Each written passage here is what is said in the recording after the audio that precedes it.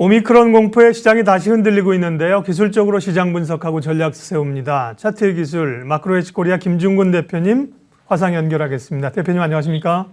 예, 안녕하세요. 주가가 올라갈 걸 맞추는 사람은 박수를 받는데요. 떨어지는 거를 맞추면 박수보다는 왜냐하면 지난번에 이제 기술적 분석상 파동상 좀 한 차례 더 밀릴 걸로 이제 보셨고요. 예. 그런 모양이 지금 나타나서 네 물론 대응을 이제 잘 할 수 있었지만 그러게요. 이제 다시 한번 시장 점검해야 되겠습니다. 코스피.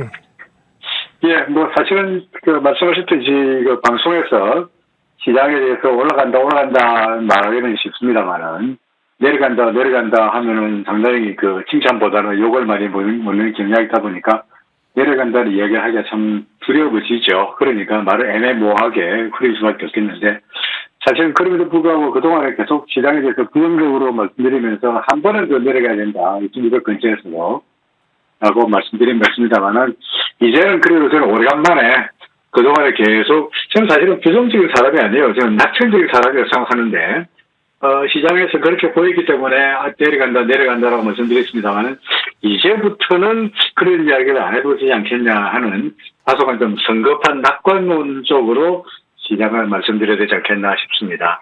그동안 우리가 그 일목균형표 또는 시장을 보는 여러 가지 툴이 있는데 그중에서 이제 파동으로 시장을 본다면요. 그죠? 파동으로 시장을 본다면 크게 파동으로 봐서 지금의 파동이 과연 어떻게 될 것인가, 그죠? 어떻게 될 것인가로 봐야 될 텐데 대략적으로 지금의 파동을 봐서 여기까지가 우리가 A로 볼 수 있고요. 그 다음에 여기가 B로 볼 수 있고 그 다음에 여기가 이제 C 파동일 텐데 C 파동을 우리가 세분하면은 하나, 둘, 여기가 셋, 여기가 넷, 그리고 지금 이 마지막이 이 과거 며칠 전에 3018까지 갔던 때부터 시작해서 마지막 다섯째 파동으로 볼 수 있지 않겠냐 하는 생각이 들어요. 그러면 이제 A파, B파에 이어가지고 A파 하락, B파 반등, C파 하락까지 모두 파동이 5개가 만들어졌기 때문에 이제는 그렇다면 이제는 상승할 수 있지 않겠냐 하는 희망이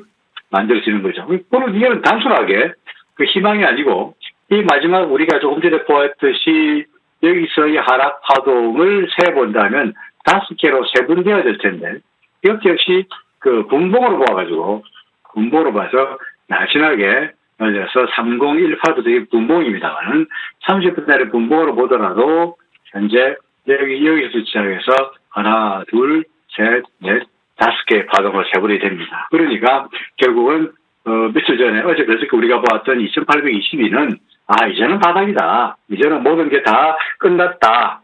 라고 이야기해도 과언이 아니지 않겠나 싶습니다. 그래서 오늘부터는 이제 실제 어제도 그렇고 오늘도 그렇고 주가가 반등하고 있는데 조금씩 시장은 이제 슬슬 힘을 내리자라고 생각이 듭니다. 코스닥도 마찬가지고요. 코스닥도 그동안에 하락폭이 컸는데 코스닥은 우리가 파동으로 말씀드리기보다는 예를 들어서 보존 지표로 설명하더라도 기술적 부조지표인 RSI를 보더라도 상당히 바닥권에서 돌아서는 모습이다 보니까 역시 코스피나 코스닥이나 이제는 좀 긍정적으로 말해도 되지 않겠냐라고 말씀드릴 수 있겠네요.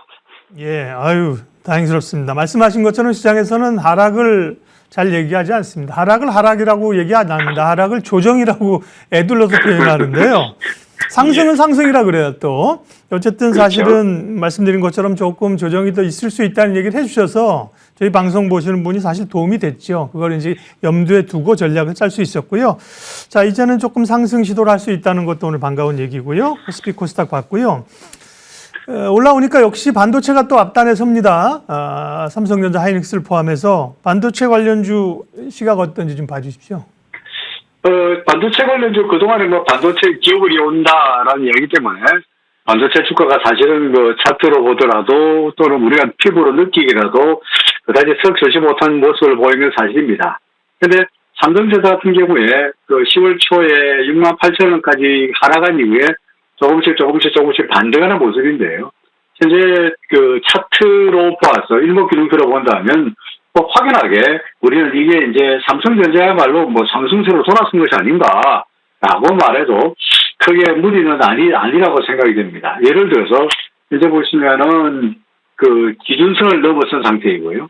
그 다음에 지금 오늘 현재 지금 라이브로 보시고 있습니다만은 주가가 구름을 넘어서려는 모습이 계속적으로 나타나고 있죠. 그러니까 그동안에 제가 내내 말씀드리듯이 그 단순하고 무식하게 구름 아래쪽은 하락세, 구름 위쪽은 상승세라고 한다면 이제 그동안에 구름의 장벽을 뚫고 주가가 조만간 뭐 오늘이건 내일이건 간에 곧 구름 밖으로 나갈 것으로 생각이 되니까 삼성전자는 지금 이제부터는 뭐 크게 안심해도 되지 않겠냐라고 생각이 됩니다.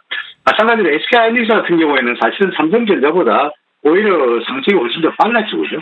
보다시피 여기를 보시면은 기준선을 넘긴 지 오래됐고요. 벌써 구름을 넘어섰고요. 그러니까 삼성전자는 현재 아직까지 구름에 걸려 있는 상태라고 한다면 하이닉스가 벌써 위로 올랐기 때문에 예를 들어서 이 모습을 보고 하이닉스 같은 경우에 7만 원 근처 또는 그 아래쪽에 예를 들어서 뭐 10만 원대 초반에서 매수했더라면 지금 벌써 꽤 높은 수익이 나지 않겠나라고 생각됩니다. 그러니까 하이닉스도 그렇고 삼성전자도 그렇고 이미 사표상으로 봐서는 이미 그 고점을 바닥을 넘어섰다. 이제는 올라가는 일이 예상된다라고 말할 수 있겠는데 사실은 단순하게 차트뿐만 아니고요. 예를 들어서 삼성전자나 하이닉스의 업황을 이야기한다 그러면은 근본적으로 반도체 가격이 어떻게 될 것이냐가 중요할 것인데 해외에서 소위 반도체 가격을 지수화 만들어주는 그 D램 익스체인지 인덱스라는 게 있거든요. DXI D램 익스체인지 그 인덱스를 보시면은 현재 아래쪽에 차트상으로 봤어도 RSI가 바닥에서 돌아서는 모습 확인하게 보이고요.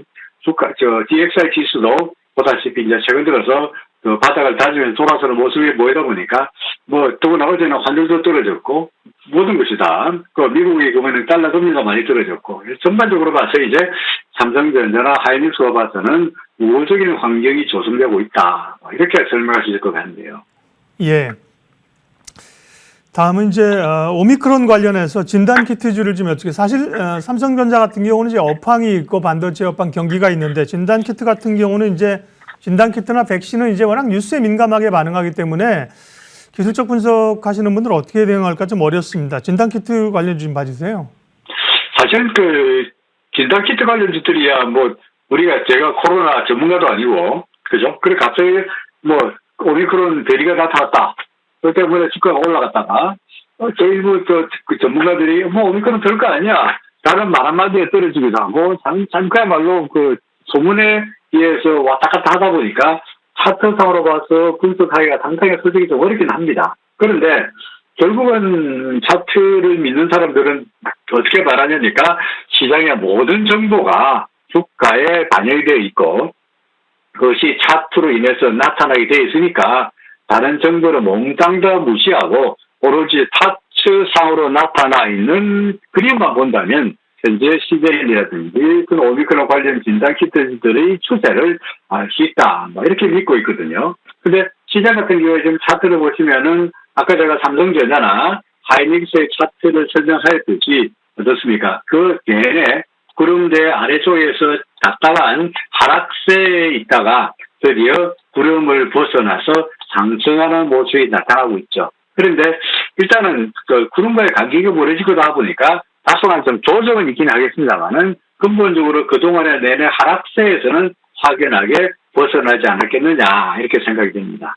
지금 그 진단 치약 관련주로서 뭐 시젠이 제일 먼저 크게 급등에다 좀 조정을 보이겠습니다만은 시젠 외에도 예를 들어서 우리가 알고 있는 랩진오프라든지 또는 뭐 수젠텍이라든지 관련주들이 있는데 그런 종목들의 주가 역시도 시젠과 비슷한 그런 양상을 보이고 있습니다. 예를 들어서 이게 이제 랩진오프입니다. 랩진오비스 같은 경우에도 현재 구름을 벗어났다가 조정을 보이는 이런 모습이고요. 그 다음에 수젠텍 같은 경우에도 역시 마찬가지로 구름을 벗어났다가 조정을 보이고 있는 모습이니까 그야말로 단순하게 무식하게 이야기해서 아까 똑같은 이야기가 나오는 구름 아래쪽에 있을 때는 하락세이고 그리고 구름 밖으로 나가는 상승세라는 논리라 그러면은 주가가 구름 위에 있을 때는 계속적으로 매수 혹은 보유의 관점으로 대응해도 크게 무리가 없지 않겠나 싶습니다. 예.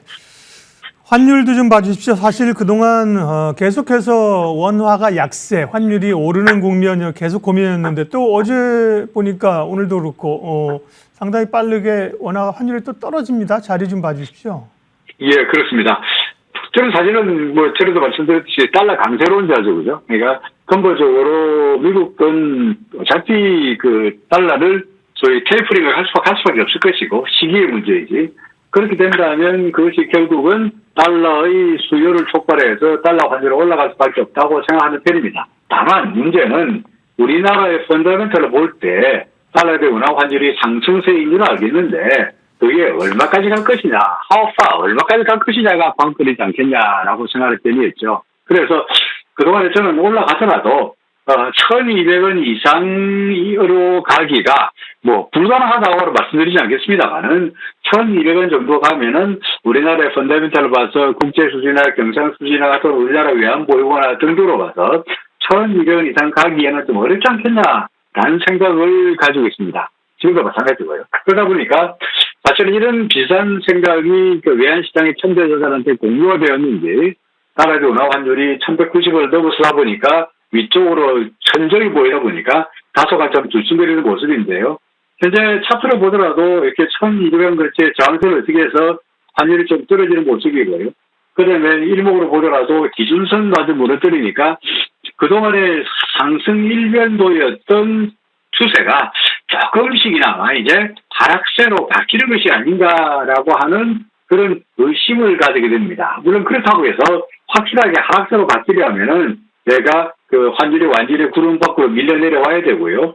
그리고 후행스프레로 그 캔들 밑으로 내려와야 되다 보니까 아직은 하락세다라고 말하기에는 성급한 면이 있긴 하겠습니다만은 과거에 계속해서 상승 일변도였던 환율의 추세가 최근 들어서 조금씩이나마 그저께 조금씩이나마 좀 바뀌어가고 있다 하는 것은 숨길 수 없는 사실이라고 판단이 되네요. 네. 구름대가 좀 얇아졌네요.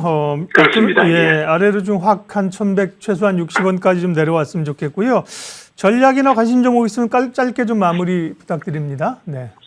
예, 뭐 진짜 아까 말씀드렸듯이 이제 지수에 대해서 긍정적이다 보니까 이제부터는 뭐 주식을 사거나 또는 특히 이제 지수 관련 대형주 같은 경우에는 삼성전자, SK하이닉스 같은 종목들을 계속적으로 매수 또는 보유하는 것은 나쁘지 않아 보이고요. 또 하나는 종목으로 본다면 뭐 웬만한 종목들 다 올라가 보입니다만은 그동안에 더 오른 종목들 더구나 앞으로 뭐 한국은행이 금리를 올릴 것이 분명한데 최근 들어서 금리 상승 기대감도 불구하고 다소간 부진해 보이는 예를 들어서 삼성생명, 미래에셋 또는 하나생명 같은 소위 보험 관련 주들을 당장은 솔직히 매수 신호가 나타난 건 아닙니다만은 조만간 얘가 바닥에서 돌았을 걸로 예상이 돼서 소위 금리 상승과 관련해가지고 그 생명보험주들을 눈여겨보고 싶다. 이렇게 말씀드리고 싶네요. 네. 차트의 기술, 기술적 시장 분석, 김중근 마크로에치 코리아 대표와 함께했습니다. 대표님 고맙습니다. 예, 고맙습니다.